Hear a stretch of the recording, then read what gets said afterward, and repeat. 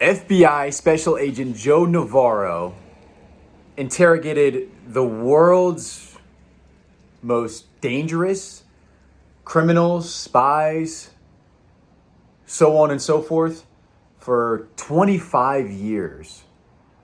25 years interrogating the world's most wanted spies, the most dangerous spies. And I think spies would have, I think you and I could agree, spies probably have interest in lying and not necessarily telling the truth and fabricating things and telling maybe a different story.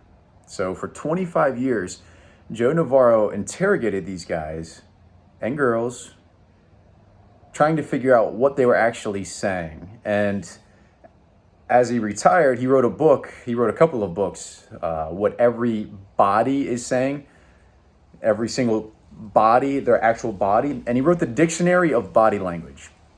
The Dictionary of Body Language has over 400 different cues of body language and what it means and interpreting what all of it means. And he's become the world's, or one of the world's, leading experts on body language. Now, how does that relate to athletics? How does that relate to you as an athlete?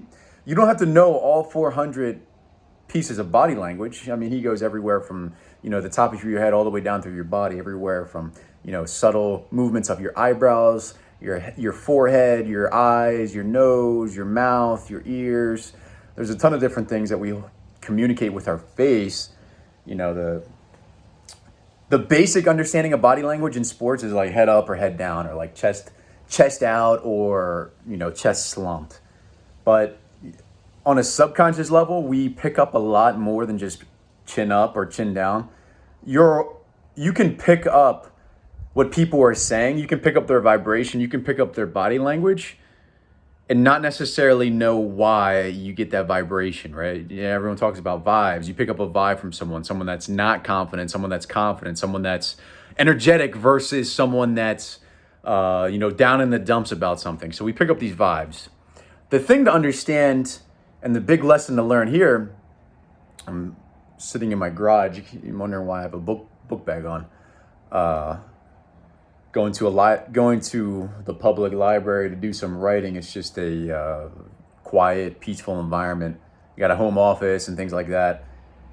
You probably see my office in my other videos.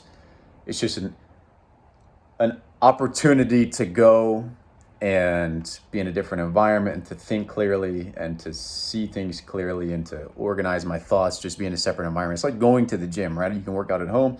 There's a different aspect when you actually go somewhere to actually do it.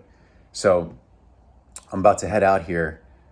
But what you need to understand as an athlete, you don't need to understand all 400 plus pieces of body language. The two chunks that's important to understand is aware and unaware. You might say, oh, well, that sounds too basic. That sounds too simple. That sounds too good to be true. Well, here's what I mean. Unaware. There are so many different ways that we use our body language that we are unaware of. There's so many different cues. Think about you as an athlete.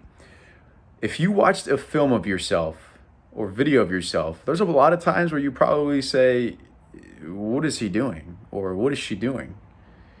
And you're trying to figure out who that person is on the screen. In reality, it's yourself.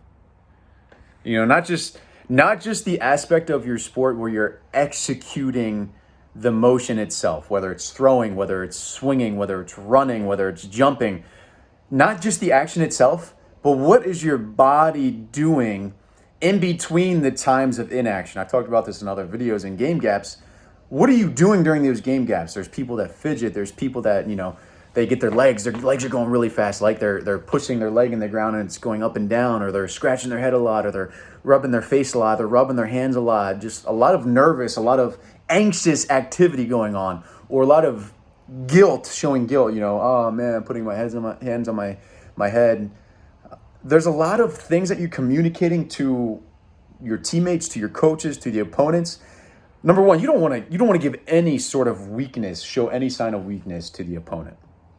Number two, those movements with your body not only are being shown on the external world, but they're communicating something that's going on inside of you. And we can only pay attention to so many things at once. So we can't pay attention to 400 plus pieces of body language. But we can pay attention to, and one of the best pieces of advice that I can give you from this short video is simply going through a scan of your body. They do this in meditation and mindfulness a lot. Just imagine a laser or a light or a white light scanning from your head all the way down through your toes. You can do it quickly in a matter of a couple of seconds. You can do it for 20 seconds, for 30 seconds. Just scan your body. Figure out where you're holding tension. Figure out where you're holding stress. Figure out where you're holding that anxiety from. That scan, almost like you're watching yourself, almost like you're trying to get in touch. You're trying to feel what is actually going on in your body. That's, the body scan is something that's used in meditation a lot, but an athlete can use it, and he can use that same technique in a matter of seconds, because you don't have the luxury of, during a practice or during a competition to go, okay, time out, I need to meditate now. It doesn't work like that, right? You need simple, you need practical, you need applicable, and the body scan allows you to do that. It's a skill, though. It's something that needs to be developed, is paying attention to what's going on and saying, okay, wow, I'm actually being a little bit tense. I'm rubbing my hands together. I keep doing this on my shoulder. I used to coach a kid, and he would always pull his shirt down, right? I'll get up here. I have a book bag on. So he would have some sort of movement, and he was so self-conscious. He was so worried about what was, other people were thinking and about what he was feeling himself, that he would always pull his shirt down. Maybe you've seen that yourself, where he's pulling his shirt down because I don't know if he's scared of showing his stomach or showing his back or showing skin. When you show skin, it makes you a little bit vulnerable. Some people are insecure. They don't want to take their shirts off. And I'm not talking about taking your shirt off. I'm talking about just being confident and not worrying about, I need to pull my shirt down because, what if someone sees a little bit of skin, something like that. That's not what I'm talking about. I'm talking about the actual feeling, the actual emotion behind it, of the worry, the doubt, the fear, the insecurities that pop up, because those directly affect how you perform as an athlete. So you have aware and you have unaware. You're unaware of a lot of things right now. I bet you didn't know there was over 400 pieces of body language that you could pay attention to. I didn't know, so I read Joe Navarro's book, and I'm a fraction of what he understands. So it's about being more aware of those chunks, of those pieces of what your actual body is saying. It's so simple to say. It's so easy to say, okay, you don't want to show weaknesses to your opponent. Okay, we get that. We're told that from a very young age as athletes. The more important thing to understand is, okay, we're actually communicating with our own selves. Our body is communicating with our mind, and our mind is communicating with our body. So those fidgety, those nervous, those guilty, those anxious little movements that are going on, that just moving a little bit too quick, a little bit too anxiously, is actually communicating some sort of emotion without you even saying it. You might be in the same boat as me for years, since I was, 12 years old maybe. People were always saying, communication is 70% nonverbal. No one really explained it other than, you put your head up and put your chin back and look confident, and just some basic things like that. Well, how do you actually use it to your advantage as an athlete? How do you actually become aware and actually make sure that you're doing everything that you could be doing? Because what I just shared with you doesn't take any extra time. The body scan might take an extra 30 seconds out of your day. Geez, another 30 seconds. Stop scrolling on TikTok for 30 extra seconds and do a body scan and actually practice it. You know what I mean? So, anyways, little rant for you today. Little insight into body language. Aware, unaware. You're either aware of what's going on, you're unaware of what's going on. Simple as that. The goal is to bring more awareness to what's going on. Body scan, great strategy, great technique to use.